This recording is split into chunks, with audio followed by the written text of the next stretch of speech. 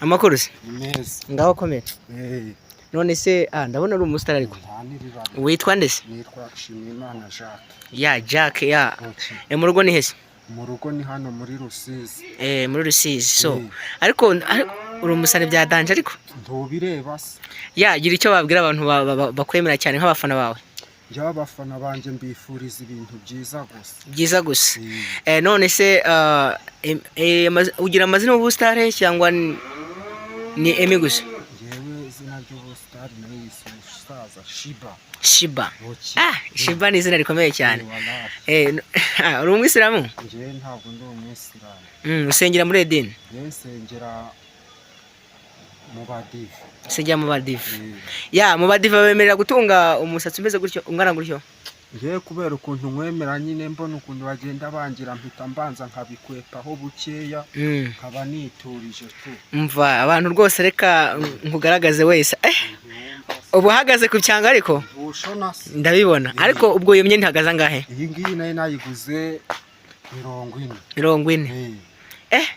Ubwo se ugaheba ibihumbi 40 ukabiheba? Urumva nyine wemera kurya nabi wakintu. Wemera kurya nabi. God byiza cyane. Rero so nyine nangiye amazina nitwa Maurice ariko kubanzi ni Mike Kid nkaba ndi manager wa MG5 Group Entertainment. So rero mu byukuri turishimye cyane kuba tukwakiriye kuri micro za Shan TV Promotion ndetse no kuba dukurikira kuri TikTok kuri Sizi TV1. Nk'ibisanzwe uyu mustar wacu mwamoye umusani ariko mu buzima bwo gukora iki? Ubuzima busanzwe nyine mba nibereyeho nk'umuji. Nk'umuji. So na ufite impano se? Impano yose nanayiburaho gatoya nyine nk'umukoboyi. Rero gira icyo wumva wasaba nk'umuntu ubonye support wumva ari nk'iyo support ukeneye? Nje mbonye nka support mba nkeneye nyine mbonye nk'umukire watera nk'uduceri numva nanjye nakwicururizaho. Numva nyine nanjye nkumva ko ubuzima bwanjye bwatera imbere.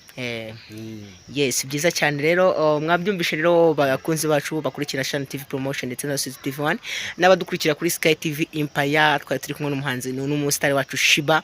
Murabona ariko ni umusore uhagaze neza, urabona ko abari ku cyangwe ariko akaba yifuza support zanyu. Rero muramutse mukunze uramubona ni Bonzo by the way ariko igisekirite cyo ntiwagikora?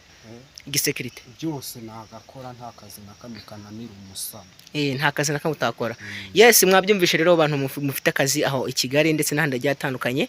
Ndizera ko rero twabazaniye umukozi mwiza cyane kandi no umustar by the way. Abantu bafite nk'indirimbo se bashaka kugushyira mu ndirimbo zabo ho ntago wabyemera? Byose nakora. Wabikora?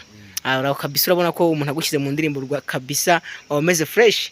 Ya Shiba rero urakoze cyane ku mwanya duhaye. Turizera ko ino video yawe ushobora kuza kuyisanga kuri Shan TV Promotion cyangwa se kuri Sizi TV1 kuri TikTok.